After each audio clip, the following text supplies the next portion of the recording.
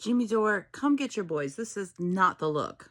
This shit has got to end right now. You cannot co-opt a genocide to push your idea that class somehow negates identity politics, especially since at least one of you is talking from the top 10% of income earners. Stop equating co-opted wokeness with actual radical ID politics, because in so doing, you are helping to fucking erase it. Sometimes boomers splain, sometimes Xers splain. But today, it's time for me to speak my motherfucking mind.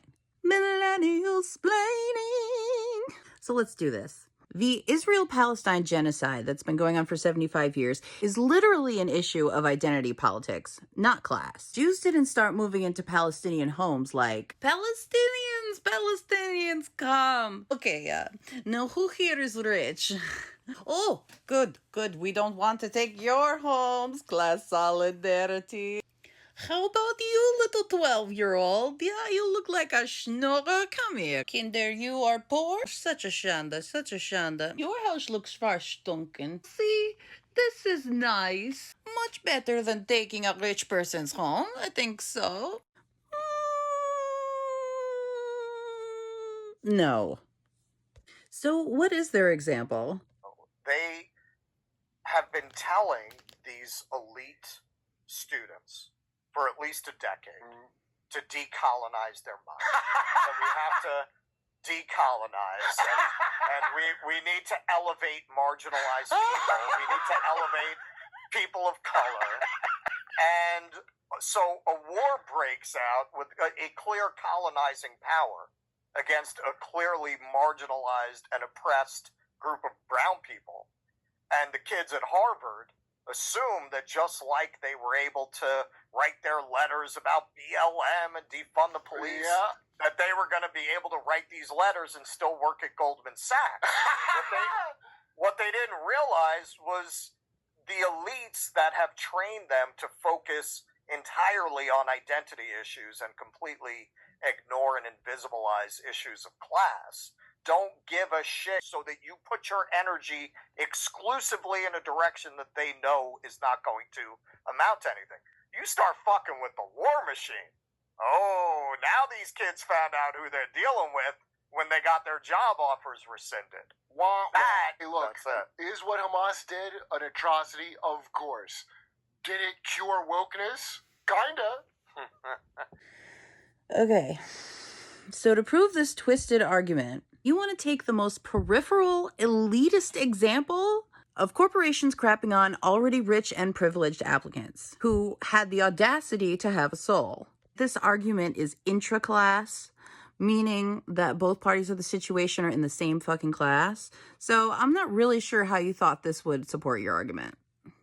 So every time you cop-looking dude bros sit down and claim that wokeness is dividing the left, what you don't understand is that 2 generations of young people actually hear minority issues, that's for shit libs. Yeah, and they're distracting from what really matters, my agenda.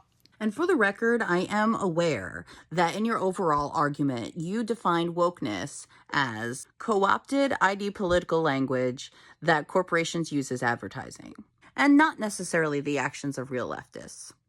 That's good. So let me be very clear here. Just because ID politics has been co-opted doesn't mean that it's bullshit.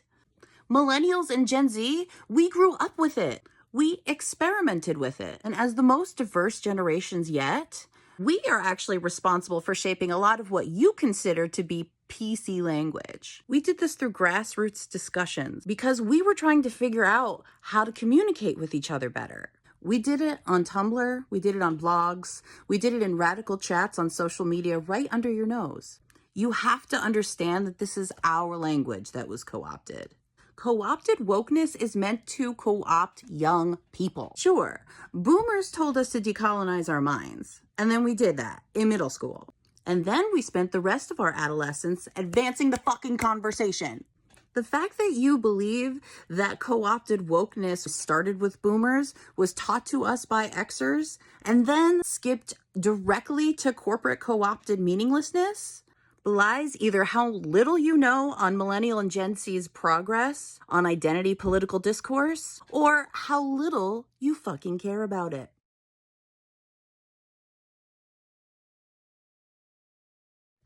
Let me tell you something. The only way to unite with people is to show them respect.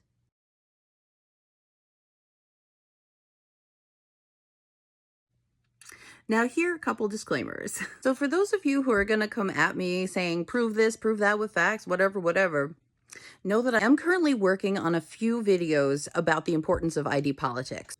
The first of which will be a discussion of the concept itself, with facts and maths and charts and all manner of convincing evidence. Another will be a discussion of Norm Finkelstein's book, Is it Stein or Steen? I'll burn that bridge when I get to it.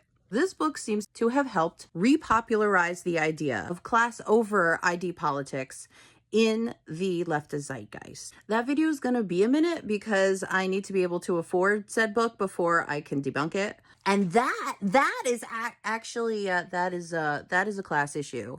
That is a class issue. But after hearing me out, you may find that my identity actually has everything to do with my class status. And maybe, just maybe, they're actually inseparable concepts. So if you're interested in really debating me on this, stay tuned for a couple more videos.